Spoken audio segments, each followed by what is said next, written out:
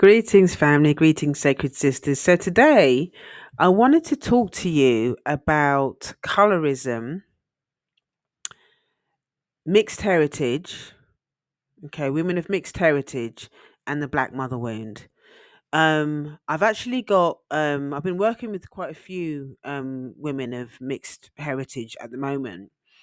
And I recognize that I've actually not really spoken about this. I've not really spoken about this publicly. I've not really done enough content around this. It's a very it's an important topic. It's an important topic to talk about because it's something that, you know, these women really, really struggle with a lot of things. So I really just wanted to share some of the themes that come up in session and how this is linked to the mother wound.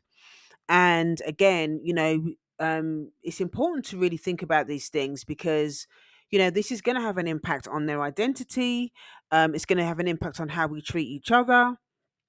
And so, yeah, I just thought it would be really a good idea to do that. So I'm just going to share a few of the topics that come up in session.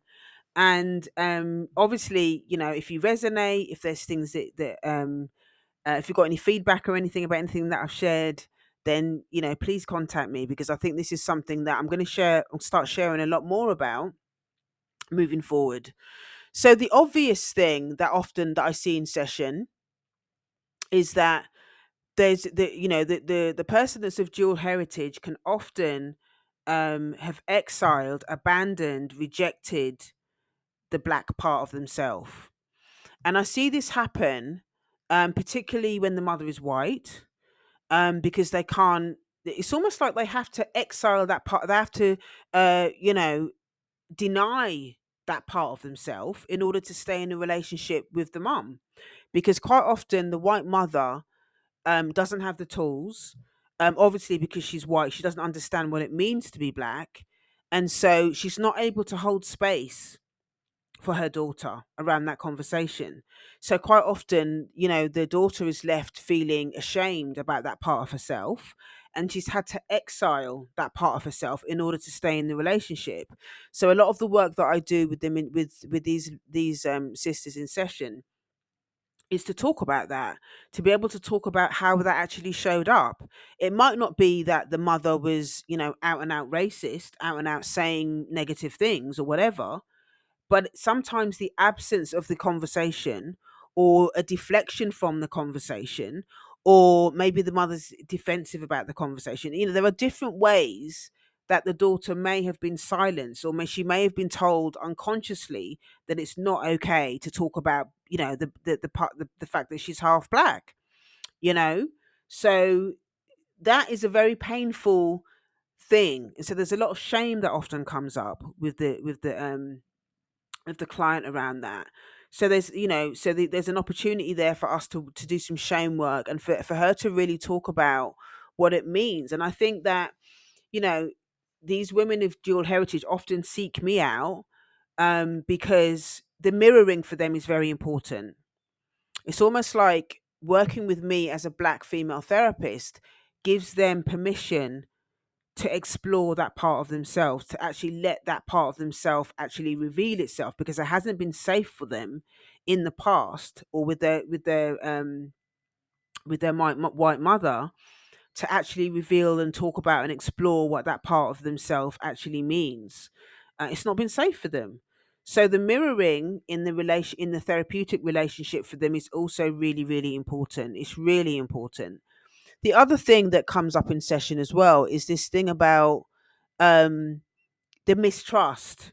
And this comes from the colorism conversation as well. It's that thing of, the closer proximity that you have to whiteness, then, in terms of the black community, then there's a mistrust.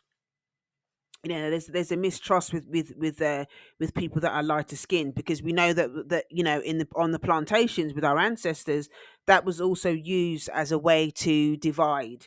The light skinned people had they tended to be in the house rather than in the field. Doesn't mean that they were treated any better. They still, ended up getting abused and stuff like that, but just in a different way.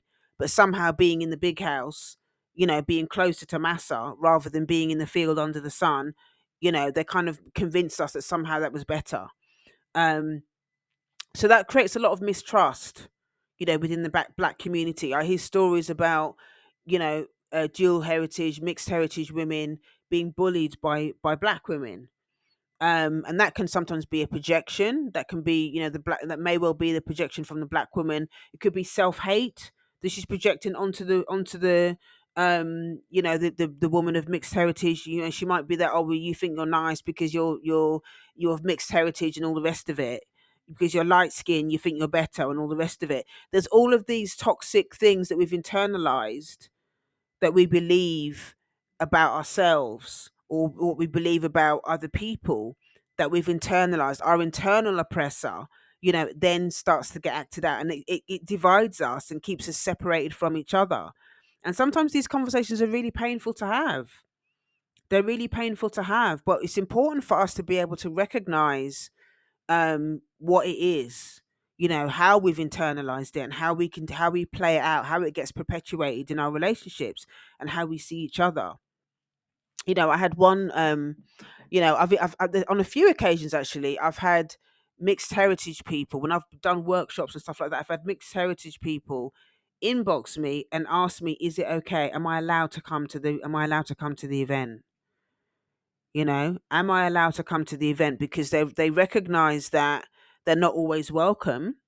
Okay, they're not always welcome in certain spaces. When we talk about black women and stuff, they're not always welcome in those spaces. And also, there's a fear that they're going to somehow be kind of low key abused. They might experience microaggressions from other black women because of the internalization of the oppressor and all of that sort of stuff.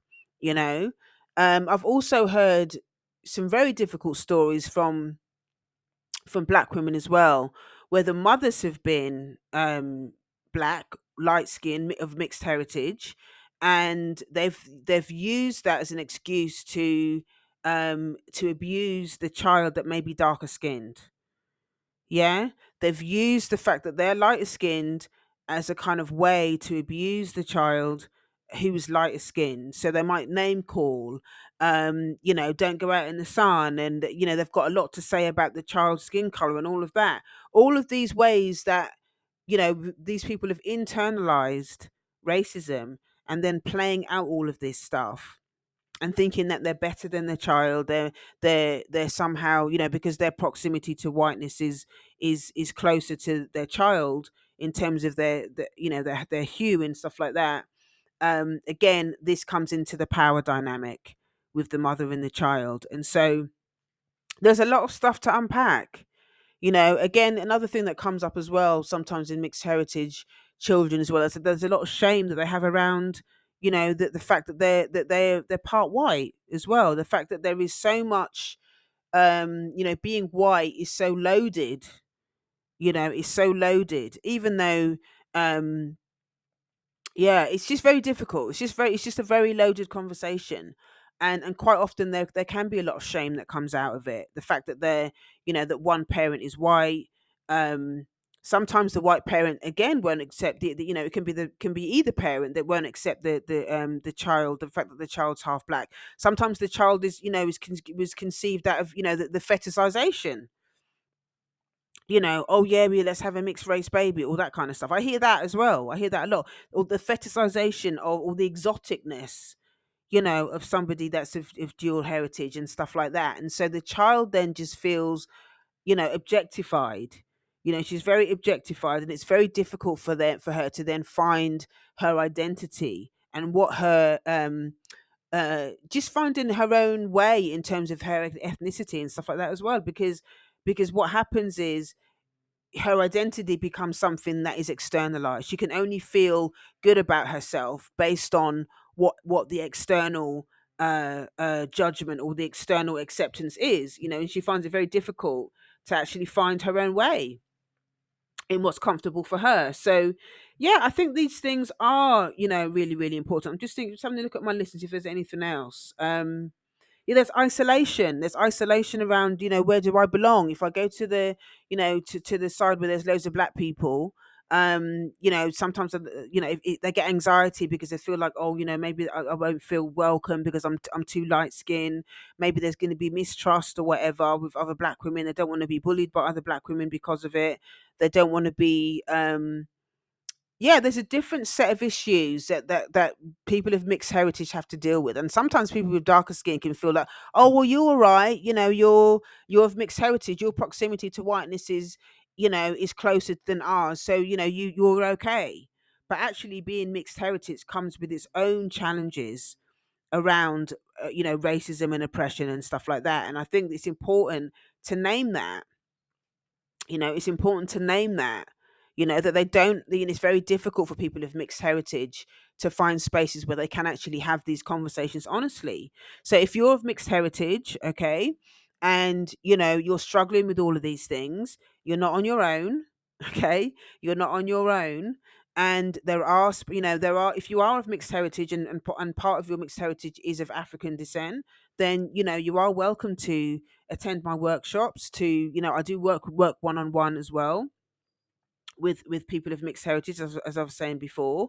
And there is help out there, there is support out there, and you know you will be heard and respected, and you'll have a safe space to be able to unpack the complexities of all of this. You'll have the space to unpack all of this. Okay. So yeah, if this is something that resonates with you, if this is something that you'd like to unpack further, then email me, info@yardofgreatness.com. Thank you so much for joining me today, and I'll see you next time. Take care. Bye.